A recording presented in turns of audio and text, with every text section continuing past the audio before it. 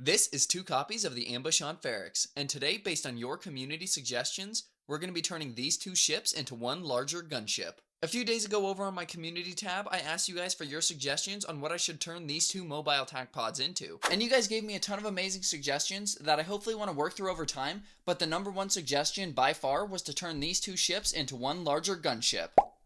And I'm sure you could guess that the gunship we're going to be taking inspiration from is the LAAT Republic gunship. That's a fan favorite Star Wars vehicle, and I wasn't surprised considering these ships already kind of look like smaller versions of the Republic gunship anyways. And because this set already comes with all these Pre-Morlana stickers and a bunch of gray pieces, this is either going to become a Pre-Morlana gunship or an Imperial gunship. But I still want to make sure that this gunship is unique and it's not just a direct copy of the Republic gunship. But enough talking about it. I've been wanting to do this alternate build for a while, so I'm going to cut the camera and tear down these pieces and we'll see what I come up with. So here we are quite a bit later, and I think I have a pretty good final product, but let me tell you a little story about how it came to be. About 2 weeks ago, my Razor Crest Starfighter video went up, and immediately after that premiere, I sat down in my chair and I banged out this alternate build for the next 15 hours. All in one sitting from 9:30 to about 1:10 in the morning after my video went up, I was just building this little alternate build. And it was amazing. It was one of those building sessions where everything comes together just perfectly. And then on the following day on the 9th, I got COVID, and that has nothing to do with the story, but I wanted to bring it up for sympathy. But in the end, after all that, I'm very happy to present to you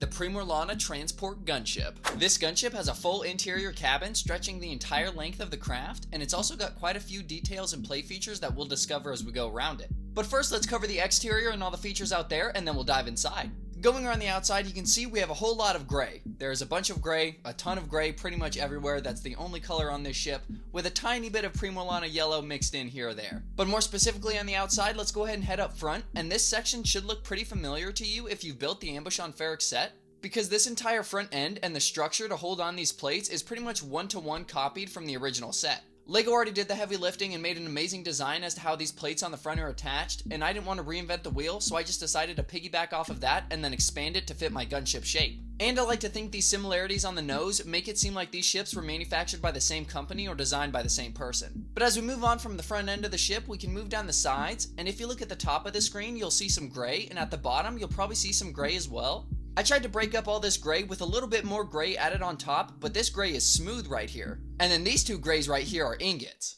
In all seriousness though, I did try and break up the monotony of the gray with some of these angled plates or some of these ingots and tiles to add a little bit of detail and add some depth to the otherwise plain sides. And then where I could, I did want to work in as many Pre-Morlana stickers as possible because this limited amount of yellow was really going to pop on the outside of this gray ship. And more specifically, while we're on this part of the exterior of the ship, I did add in these little side thrusters. I'm not sure if they're actually thrusters, but I did borrow this from the original mobile attack pod. And that largely covers the sides. I could point out every little piece, like how I used a rounded tile here or a jumper right here, but you guys pretty much get the picture. I tried to spice it up with tiles or plates where I could to try and add in a little bit of depth.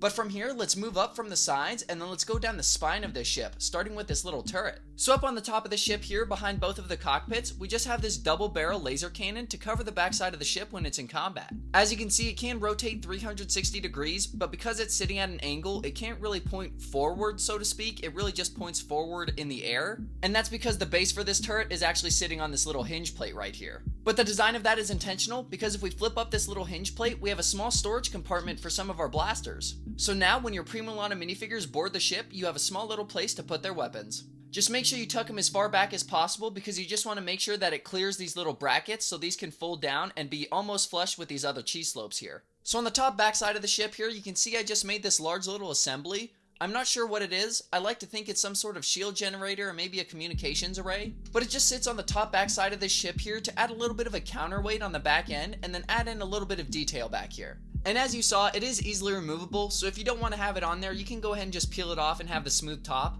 But I'm not really a huge fan of that look, so I'm going to go ahead and slap it back on there. And I think I'm going to call this a shield generator because I think this gunship is big enough that it would have deflector shields. But moving just behind the deflector shield generator, we have a little bit more greebling with some of these grill pieces on the backside. And then I just have these plates clipped on the side here to fill out the empty space between the layers. And despite being clipped on, they can't really move in either direction because the engines are locking them in, and then there's some inverted slopes on the bottom side. But with that, that pretty much covers the entire spine of the ship. Now we can move on to either side and we can check out these wings. So very similar to the smaller mobile attack pod that we've seen, the wings on this ship do fold up into a landed or fold down into a flight position. and they're complete with these Technic pins on the bottom that prevent you from folding it down too far. Now I will say I didn't envision the wings ending up this short when I finished the build. My original plan was to make these wings quite a bit longer, similar to the Republic LAAT, but it looks like I might have used one too many pieces on the main structure of the ship, so it turns out we got these little smaller wings, but I'm actually quite comfortable with the design.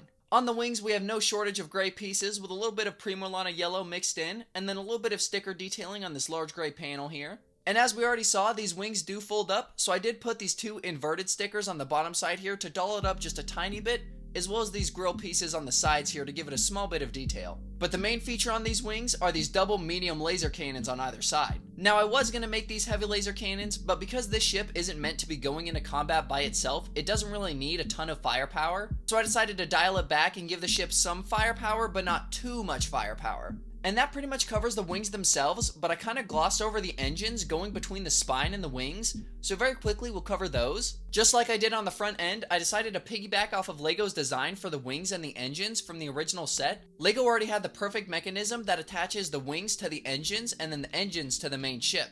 And this design allows the wings to move freely around the engines while the engines attach to the main craft, making sure nothing comes loose and it all stays together while you're in play. I didn't really have to change too much from LEGO's original design, I just kind of had to scale it up and make it longer so it fit these wings and the longer fuselage of the gunship. I think the trickiest part was just lining up all these layers so they actually lined up with Technic pins on the wings and Technic pins on the ship. And on my model, I didn't really envision these to be rocket pods or rocket launchers like the Republic gunship, but if you guys build this and you want these to be rocket launchers, you totally can. But on my model, this is just the front end of the engines with a bit of an intake here, and then we move on towards the rear with the rear thrust exhaust here. And then with that, I think we've pretty much covered the entire exterior of this gunship. Now we can finally dive inside. Now, as I might have mentioned earlier, the entire interior space of this ship is usable, from the very front to the very back here. It is all entirely usable space for minifigures or storage. But we'll cover all that in time. First, we're going to start up front with the cockpit. And just like the Republic LAAT, we do have two cockpits, one for our pilot up front and then one for the co-pilot in the rear. And in order to get inside the cockpit, you just grab onto the sides and pull it off. Up top there, you can see we have some clips there, and then some female hinge plates right here. So while these hinge pieces technically do connect to these clip pieces, it's very loose, so it makes it very easy to lift up the cockpit and take it off to put your minifigures inside. But with this cockpit windscreen removed, we can get a much better look at the inside and the position both of our pilots are going to be in. But if you want a little bit more space and a little bit more finger room, you can go ahead and fold down both these side panels on either side. Now, if this were in universe, this panel right here doesn't actually fold down. This would be armor plating that's stuck to the side of the ship.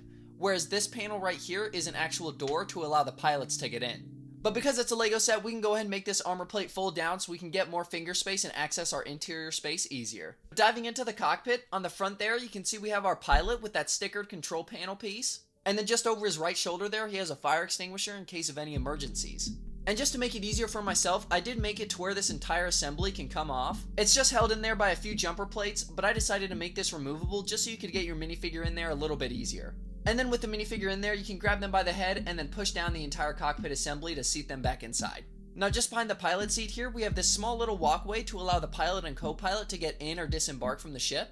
And then just behind our pilot, we have our co-pilot seat on this small movable platform. Now there's two reasons our co-pilot is sitting on this little movable platform. One is so you can move him out of the way and then access the interior space behind him back there. And then the second reason is so that it can be tucked out of the way when the co-pilot isn't sitting in his seat, but then when they're ready to board, it can angle down, allowing them to climb into their seat, and then it'll rise up into the proper position. Now, is this maybe a little overcomplicated for a simple co-pilot seat? Maybe so, but it does need to get moved out of the way so you can access the interior space behind it. And speaking of that space, with the chair pushed all the way up and these side panels folded down, we can get a much better look at what I crammed in here. So we've of course got the main trooper bay in the backside there, but when you're transporting some more high-profile admirals or some higher-level Pre-Morlana officers, they might be a little too pompous to stand in the rear trooper bay, so they have some comfy seats on the inside here. On the inside there, you can see we have the two seats for any high-profile passengers, and then I did work in some control panels in case they want to pull up any holograms or do any briefings in there.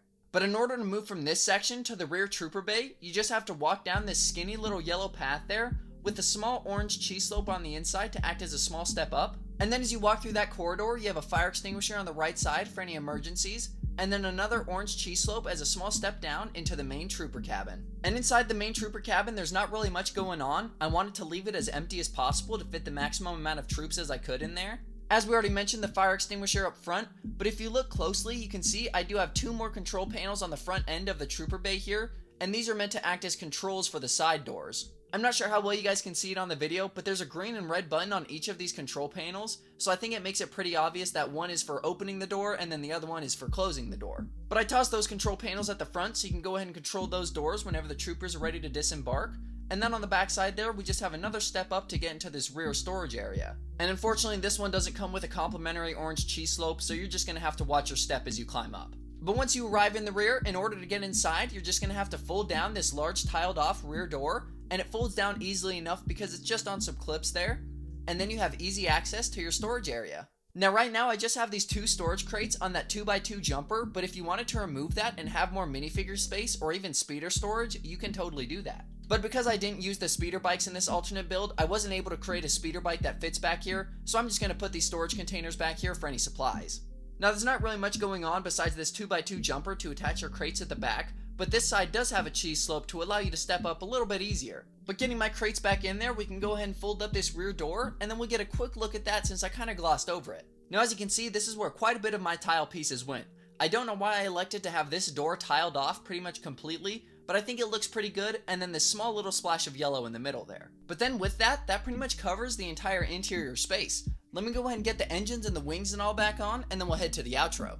And now, with everything reattached and put back together, I think that pretty much covers the entire Pre-Morlana transport gunship. I hope you guys enjoyed this build. I had a whole lot of fun doing it, and this is my first time doing a gunship. It seems like everybody in the community has made their own version of a gunship, and now it was finally my turn, and I'm pretty happy with the result.